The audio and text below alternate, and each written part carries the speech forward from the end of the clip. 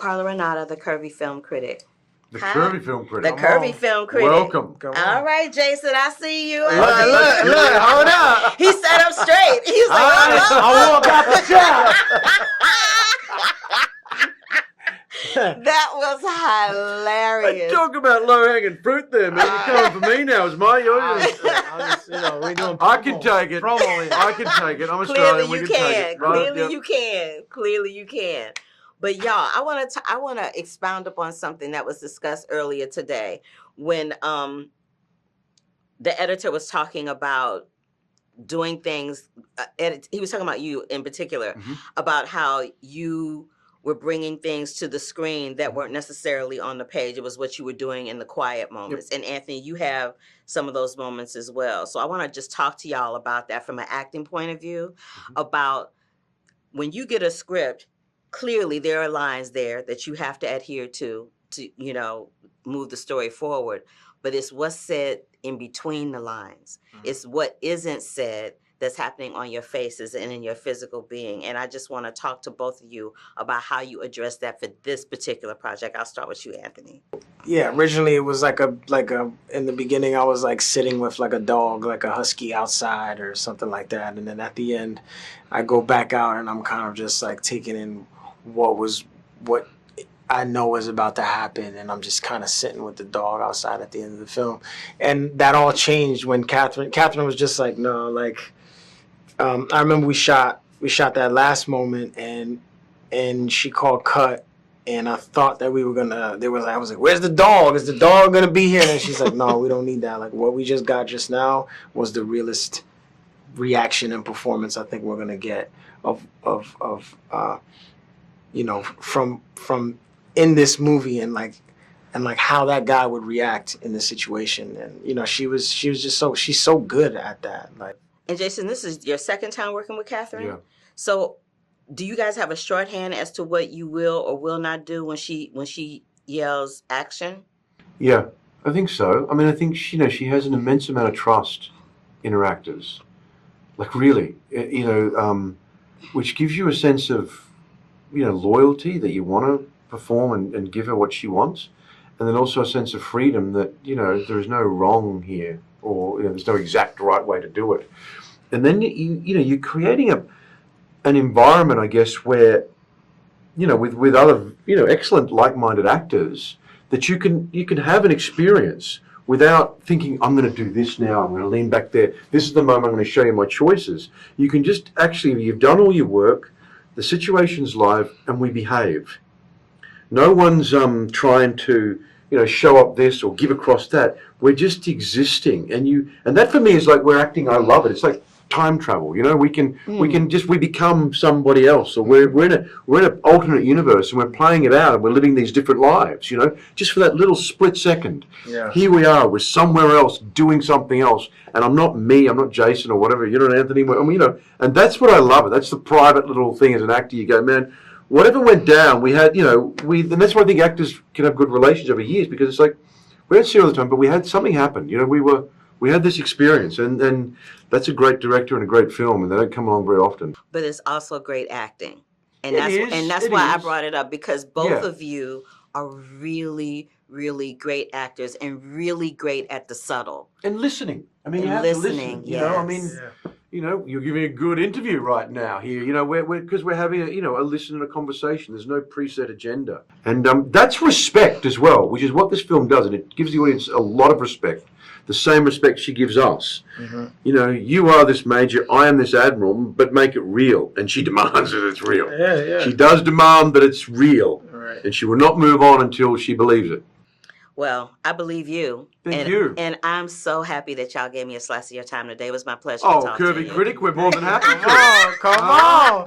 Look, double down again. I can take it, but I can give it. You know what I mean? And I also love the specificity of the moment with your colleague, where you push him out to go get the phones, and then he's gone for a minute, but then he comes back, and you guys just exchange that glance, and you hold hands. Yeah. That happened in the moment. We were at Malachi, who is phenomenal, and he is a former soldier. So the people around me, he's an actor, phenomenal, but he was also a highly trained soldier. So he kind of knew the rooms. But some actors, when you sit opposite them, they have a presence. And he had a very calming presence for me. And I felt that I was losing my beep. But there was a moment when I thought, I'm not allowed to cry. And I just looked at him and he put his hand out. Nothing in the script. And I just held it. And it was just that moment. I loved those moments so much because most of those moments that happen throughout the film with all of the actors, not just yourself, it's the nuances and the subtleness of what isn't said as opposed to what is said. But it makes it also humane. I was talking to Idris and he was like, the shoe moment? My shoes, he was like, I just made that up because I was like, what would the president be doing? I don't want to be perfect. My shoes are a bit too tight. Serves no purpose, but it serves every purpose. Because you just come in a little bit closer. You lean in a little bit more. Well, I've been leaning into you and your work for a minute, and I really appreciate the fact that you gave me time to speak to you today. I'll never forget it. Thank you so much. Thank you. You're welcome. Noah, I found it fascinating that you were able to craft a script that was reliant on what was said in the script as opposed to what wasn't said in the script and the juxtaposition of all of that. So I want to talk about that a little bit. How do you craft a script, leaving actors like Tracy and Anthony and Rebecca and everyone else that's involved the latitude to be able to bring their authenticity to their roles? Yeah, well, I thank you for noticing that because it's a credit to Tracy and the other actors that, when we put the script together, it was really important to Katheryn and I to take people into these rooms and show how a scenario like this would unfold in real life. And we talked to a ton of people who've had these jobs and we said, what are the processes? What are the steps? How would you speak to your colleagues? But then in between those moments of giving an order or asking a question or picking up the phone, that's where the movie really kind of comes to life. And that is what, Tracy and the other actors bring to it. It's the humanity. It's the sense that these are fully inhabited human beings with likes and dislikes. It's Tracy ordering big. Oh, no, not 12. However, 8 or 12, I don't know. But that's all him. And that's all, these extraordinary performers. What do you say to that, Tracy? It's really the way in for an audience, right? It's the way you put yourself in the shoes of those people making those decisions, as well as a reminder that that's the way this system functions. People are going to make those decisions. This thing has been designed to work the way it's shown in the film.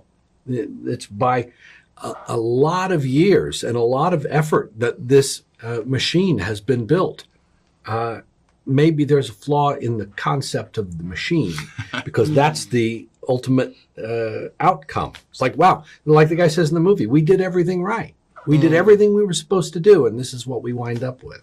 You know what else? Thank you for that. You know what else struck me is that when I was in a press conference and when I watched the movie, the fact that all of these people are putting their lives on the line at the risk of their own immortality to make sure that everybody else is safe. How do you, and knowing that one gut instinct has to be relied on one individual. How do y'all feel about that coming on the other side of this project, knowing everything that you know? Because when you went into it, you being a news person, you knew a lot more than Tracy did, I'm sure, but on the other side of it, coming out of it, how do you feel knowing all of that information? Do you feel like you know too much? Do you wish you didn't know anything at all? I definitely sleep less well.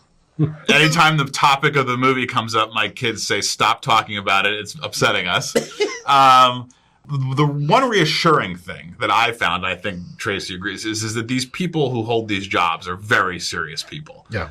They take the responsibility very seriously. They practice, they prepare, they're thoughtful about what it is that they do. But I think at the end of the day, the question the movie is asking is, should any human being, no matter how thoughtful, well-prepared, or responsible, be put in a position where they have to make decisions like this?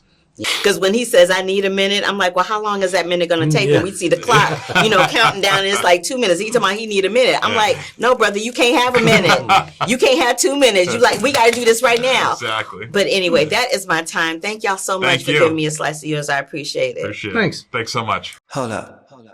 Wait a minute.